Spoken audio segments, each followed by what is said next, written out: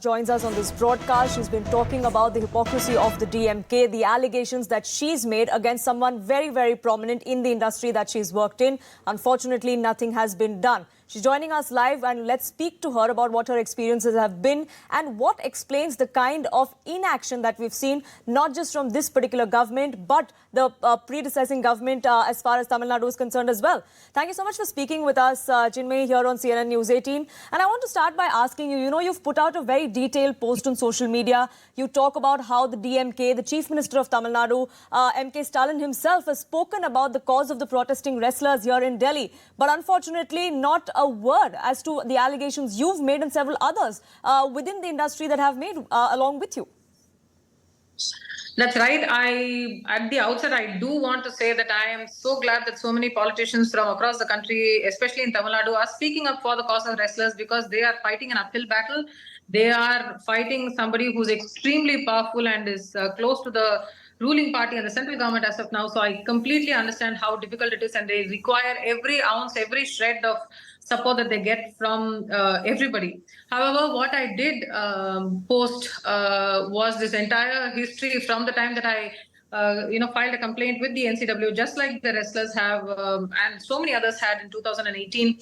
Thereafter, Me Too committee was supposed to be constituted. It was constituted under the head of Sri Rajnath Singh ji, and thereafter nothing happened. An RTI revealed that they had not met even once. So a lot of us who had actually named our molesters way back in 2018 thought that something would come of all of our complaints, and they will take action. Actually, after my writing my complaint to the NCW, they had sent out reminders to the DGP of Tamil Nadu.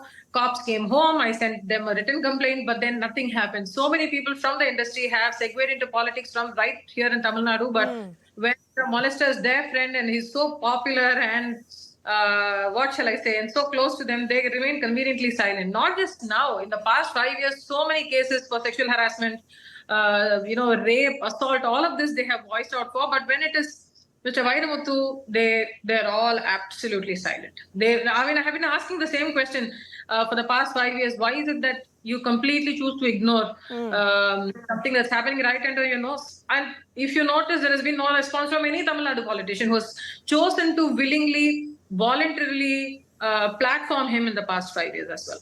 Yeah, like you said, they've been platforming him. We've seen the Chief Minister himself sharing stage with him on multiple occasions. Do you think that is something that emboldens not just him in particular, but people like him? They think they can get away despite there being allegations that have come to the fore from multiple women, like you said, 17 at least. I believe that 100%, because right from MJ Akbar to Mr. Brij Bhushan today, to multiple other people who have been named in the past, few years, some way, form or the other, they all find a way of getting close to the establishment, either in the state level or in a different level, or they have links with the cops, and just things like this never move ahead. And this is something that I have faced myself, because I actually face a work ban. They have banned me from working and singing in Tamil Nadu industry, and the man who has actually banned me, who's the president of the dubbing union, is the BJP. So it's actually quite a mess. It's like a spider web of each one being connected to the other in some way, form or the other. So it's not really party agnostic, because I believe that some way, if somebody's sexual harasser is in some party, then somebody else is sexual harasser in some other party. So I don't know if any party today can actually take any moral high ground today, saying that we unequivocally and speak for all the survivors. Like you said, it's not party agnostic, which is what I wanted to ask you. That do you think that it's just the lack of political will then?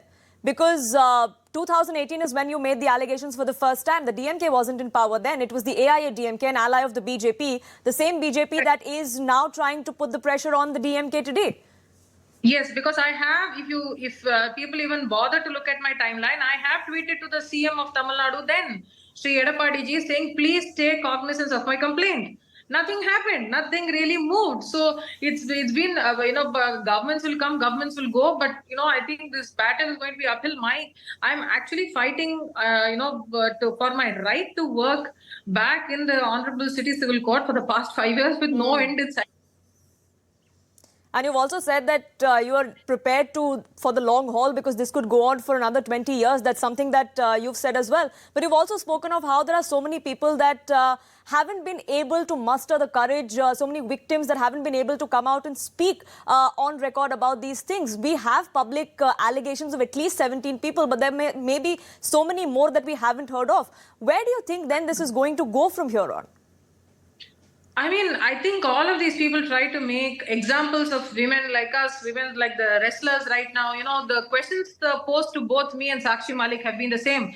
How can you be smiling with your molester? How can you invite your molester to your wedding? I mean, none of these people, understand the power dynamics behind, you have to be, these people have become a very intrinsic part of our career. And if you don't invite them, there are questions to answer which we are not ready to answer at that point in time, which is too much trauma. So we'd rather just grin and bear it, right? Like we have grinned and borne it for so many years. It's just for for a couple of minutes, and then it'll be dead and gone sort of thing. The only good thing right now in the wrestlers' protest, at least they have each other to bank on. They have each other's support. As long as the Tamil film industry here is concerned, I am standing alone, and there has been no industry support. My fraternity continues to actually shame me actively. So many women who are politicians who have gone from the industry have said, why so late? Why didn't she speak up then? It's not acceptable. If it is true, then she should have spoken up then. So I've seen I've seen the brunt of all of this in the past 5 years. So I really don't know where this is going to go. I think they're trying to make examples out of all of us women. If you speak up, this is what will happen to you. So shut up. That's exactly what it is. The message is loud and clear. That's what it is. And the DMK, in fact, even now comes out and says that there may be public allegations, but there's no police complaint. So why don't they file police complaints and then law will take its own course? Do you think these kind of comments are completely unwarranted and they just sort of embolden the accused, not just in this case, like I said, but in general?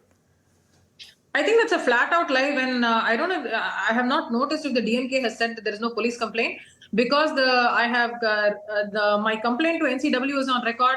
NCW's reminder to the DJP of Tamil Nadu at that time is on record. My giving a handwritten complaint, my husband giving a handwritten complaint, my mother giving a handwritten complaint is on record. If they did not file an FIR, that's not my problem. They are just randomly lying through their hat, honestly. I mean, like they all do so. And that's what I said. It is their friend, therefore they will say, I mean, if you notice, the dialogues are the same.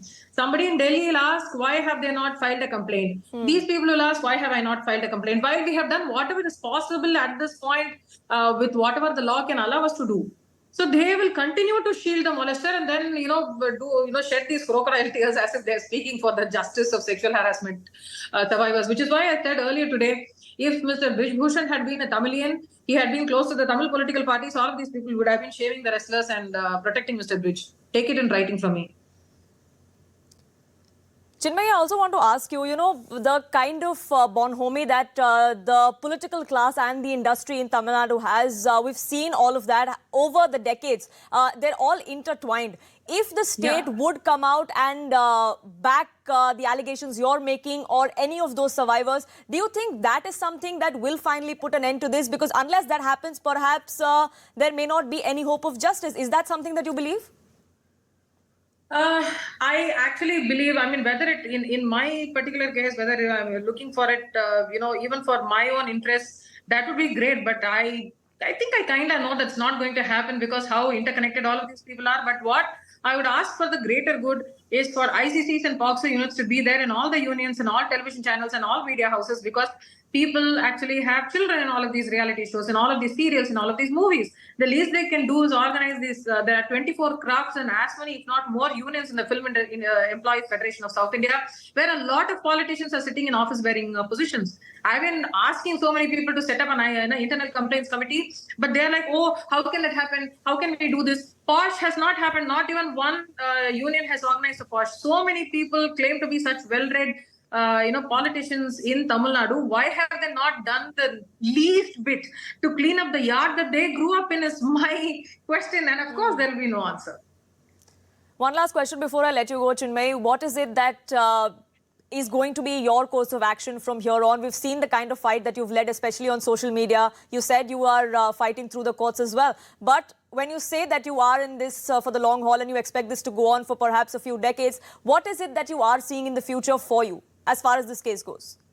I think more hearings at the court, more trips to the court, and them abusing me in court, and while everybody watches in open court. That's usually how it works. I mean, this is also how they say, the process is the punishment. So I am already being punished while the molesters walk free. This is also, I think, overall talks about how the culture of our society is in general. That's how it is. Nothing can happen.